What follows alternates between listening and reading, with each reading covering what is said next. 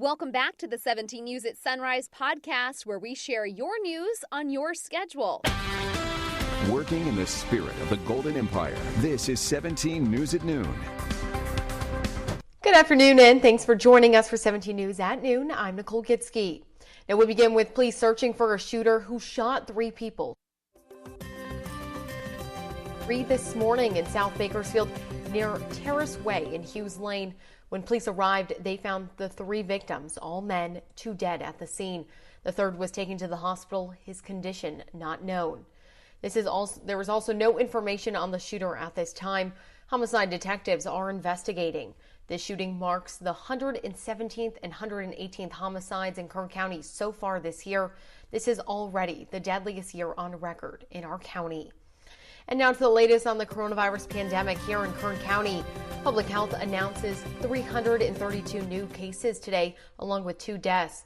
And health officials say people are testing positive for the virus at a rate not seen in months. Our positivity rate is 13.4%. That's more than 2% higher than 4 days ago and more than double the state's average. 115 people are being treated for the virus in local hospitals, according to our local health department. Our death toll stands at 451. Now, the Centers for Disease Control and Prevention is shortening its recommended quarantine period for a person who has been exposed to coronavirus. Instead, it now says you can end quarantine after 10 days if no symptoms are reported, or after 7 days if an individual tests negative and also reports no symptoms. Officials say the decision is based on new research and modeling data. Dr. Glenn Goldis with Kern Medical talked about the reasoning this morning. Now, he says the CDC is also issuing guidance for upcoming holiday travel.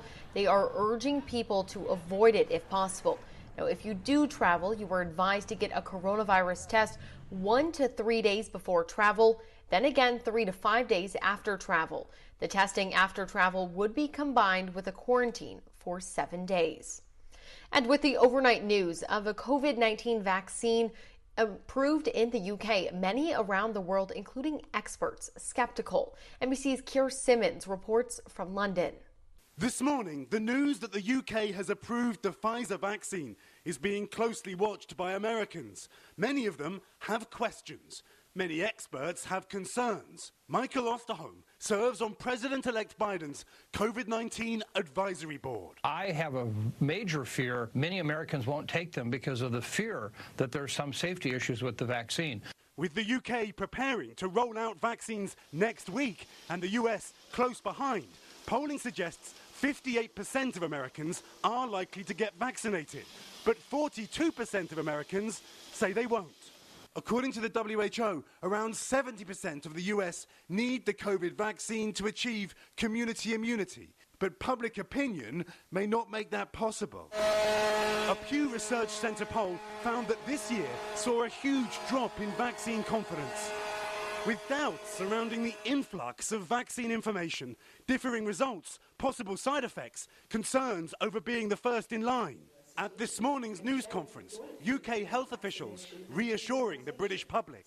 Because those strict tests have been done and complied with, and everyone can be absolutely confident that no corners whatsoever have been cut.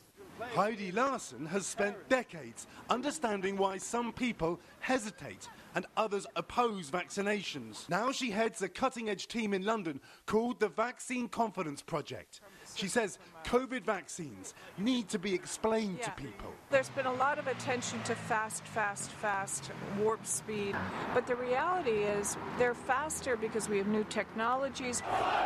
They aim to combat the influence of anti-vaccine groups active around the world and largely unregulated on social media.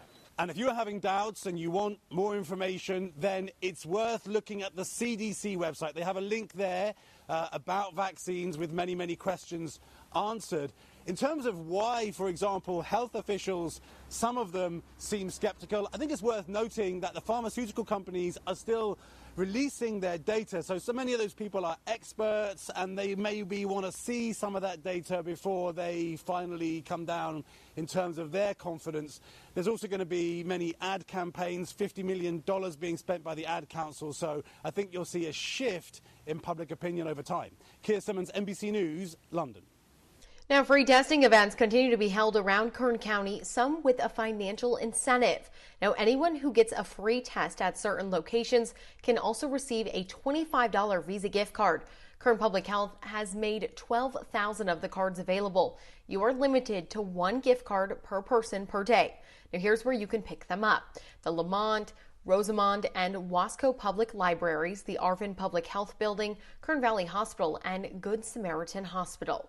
And there are more free testing happening this week. Today at Bear Mountain Elementary School in Arvin, tomorrow at Sierra Vista Elementary School in Arvin, Friday at Greenfield Family Resource Center in Bakersfield, and Saturday at the Weed Patch Supermarket in Lamont.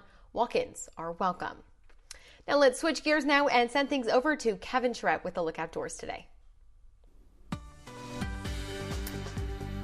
Well, Nicole, we're looking at a pretty nice afternoon. We've got a light breeze out there right now, but under clear skies as we take you downtown, looking off to the east, and nothing really to show you except the clear skies. A little bit of a haze, though, and that's due to our air quality. We've got a temperature of 59 degrees. Currently, light wind out of the west-southwest at 5 miles per hour. As we take a look at the temperatures for today, we are expecting the upper 60s and then back into the lower 50s by 10 o'clock this evening. And we take a look at the winds. Not a problem just yet. I do expect the winds to pick up as we continue into the afternoon, especially into the mountain and desert regions. And as we take a look at the mountain forecast for this afternoon, you can see those winds are in the forecast. We will be looking at some lower 60s and then lower 40s by 10 o'clock. We've got some watches and warnings to talk about as well. We'll go more in detail on that coming up in just a little bit. Nicole, we'll send it back to you for a few minutes. All right, thanks for that, Kevin. Well, around 600 PG&E customers could be subjected to a power shutoff in certain areas of Kern County. The public safety power shutoffs could go into effect early tomorrow morning because of high winds and fire danger in the forecast, just as Kevin mentioned. And Southern California Edison may also need to cut power to more than 14,000 people in Kern County. Several areas, including Bear Valley Springs, Tehachapi, Golden Hills, Frazier Park, and Lebec, are being monitored for a possible shutoff between any time tonight and Saturday morning. And it's back to distance learning for Kern County high school students. The Kern High School District announced it is stopping in-person instruction, assessment services, and activities by the end of today. The district said distance learning and virtual support services for all students will be used until it is safe to bring them back to the classrooms. Daily meal service will also continue to all comprehensive high school campuses, along with the Nueva Continuation High School. And it is the season of giving, and we're inviting you to make Christmas a little merrier for our local seniors. We're teaming up with the Christmas for Seniors for the annual Stuff the Bus Drive. 17's Taylor Schaub joins us live outside of Compassion Corner with how you can help. Taylor? Well, good afternoon, Nicole. For about a decade now, we've hosted this Stuff the Bus event right outside KGET Studios on 22nd and L Street. As you can see behind me, the 10th annual event has been a major success so far. We have all sorts of great items that have been donated to help our local seniors. And joining me right now is Pastor Robin Robinson with City Serve. Now, Robin, tell us, why is this event so important, especially this year amid the coronavirus pandemic? Well, I think with the pandemic, what's happened is that so many seniors, really, some of them haven't even come out of their house since March. They've literally been shut in. And people that were hurting prior to the pandemic now, really, they just have no ability to even pay for what they need. And so we just really have a heart for seniors and Christmas for Seniors. We're partnering with them this year for this event, coming alongside them and bringing volunteers and trying to help make sure. I think we're going to hit 1,200 seniors who have already been pre-selected that are living in low-income housing and be able to really make their Christmas special. You know, every year Christmas for Seniors has been able to give them some kind of a special gift.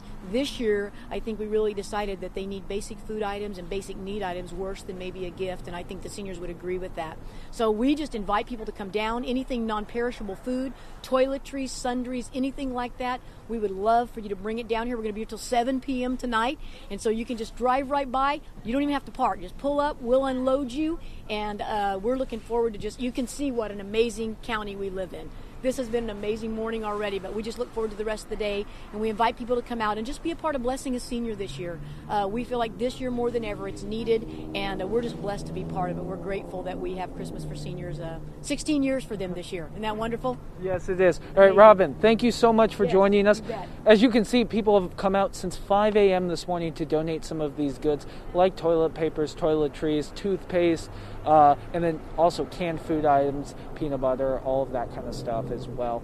And you can come out here until 7 o'clock tonight, right on 22nd and L Street, also known as Compassion Corner.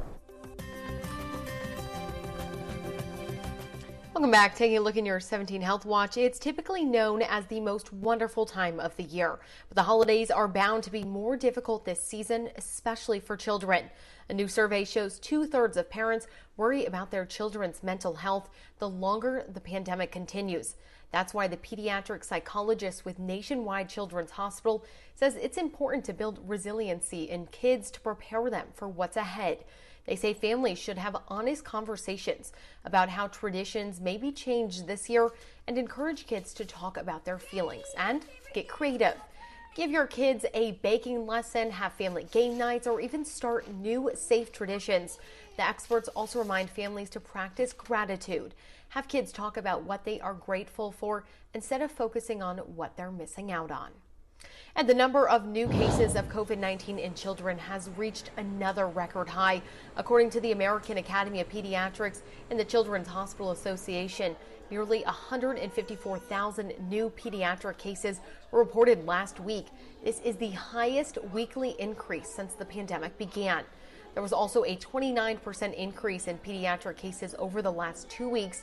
Over 1.3 million children have now tested positive for COVID-19, and kids make up about 12% of all the cases. KGET Business Watch is brought to you by Grapevine MSP Technology Services, the Valley's leading IT service provider. In our 17 Business Watch, Walmart is dropping the $35 order minimum for Walmart Plus subscribers. The change goes into effect on Friday. It only applies to items bought on Walmart.com, such as toys, appliances, and clothing. Groceries, which are delivered from Walmart stores, will still have the $35 minimum.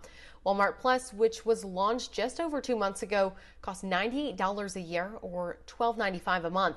The National Retailer Federation says the number of online-only shoppers jumped 44% over the Thanksgiving weekend.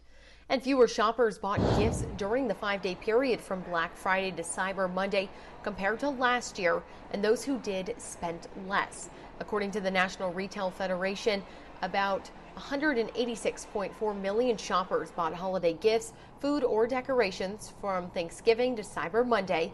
That's about 3 million fewer shoppers since last year. Average spending on gifts, decorations, and food was a little more than $300, down about $50 from 2019.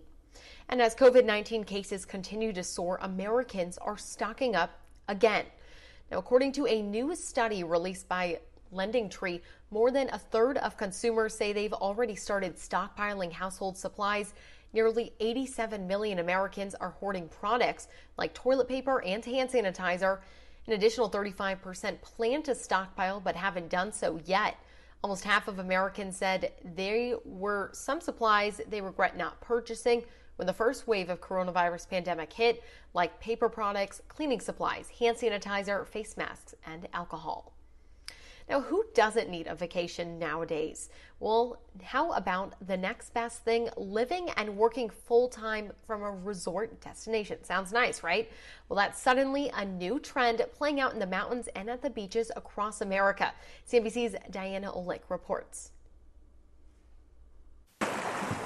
Luxurious Lake Tahoe has long been one of the most popular vacation destinations in the world. But almost as suddenly as COVID struck, its population pivoted. We're seeing a slew of people wanting to call Tahoe their permanent residence because they know they can work from home. Susan Lowe has been selling Tahoe area real estate for 30 years, and never before has she seen this dynamic. These are unprecedented times. This is the busiest, most robust market Tahoe has ever experienced. In the new work and school from anywhere culture, people are choosing to do that from the very spots where they generally vacation. Sales of homes in vacation towns are soaring nationwide, and Tahoe leads the list of the most popular choices, according to Redfin, a real estate brokerage. Sales there are up 80% through the third quarter of this year compared with a year ago. The same in the area around Bridgeport, Connecticut, then Bend, Oregon, Cape Cod, and the Jersey Shore. The transplants are generally coming from San Francisco, New York City, and Boston. As I look to retire, I looked to Lake Tahoe, which is where I've visited all my life. Monty Jensen isn't retired yet, but the recently former San Franciscan decided to buy and move into his retirement dream home in Tahoe early. When COVID hit, of course, it's less populated in Lake Tahoe, so that really pushed me forward to make it happen now. Jensen says he's thrilled with how much the Tahoe home he bought in April has already appreciated. With all the demand, vacation home prices are soaring. As for the quality of life with so many more full-timers, he says it's a little different. But Susan Lowe says it's fantastic for the local economy, which will now have to add more services and add more jobs. Diana Olick, CNBC, Washington. Welcome back. In your entertainment news now, a tense moment on NBC's The Voice as Bakersfield's own Jim Ranger learned whether his journey on the show would continue. My gosh, you literally are one of the greatest vocalists that I've ever worked with, like ever. I don't say that lightly. I mean that. I've been at this show for a long time. I'm going to pick Jim. Jim, congratulations. We'll see you in Monday's live show. With that, Jim Ranger moves on to the semifinals next week on season 19 of The Voice. 17 singers performed Monday night, with the top vote getter on each of the 4 teams advancing to the next round. The coaches then got a chance to save one of their artists, and Blake Shelton chose Ranger. The top 9, including Ranger, will perform next week for a chance to be in the finale. And stay with us. We'll be right back. Finally at noon, an amazing story of survival in Florida actually ended in Delaware. A man was clinging to the tip-top of his sinking boat for hours way off the Florida coast when crew members from a Chiquita banana boat actually spotted him bobbing in the ocean in the distance, and they saved his life. How amazing is that? That's it for us here at 17 News at noon. We have much more news at 5. We'll see you. The 17 News at Sunrise podcast is a production of KGET and Nexstar Media Group. For more on all of the headlines in today's show, head to kget.com.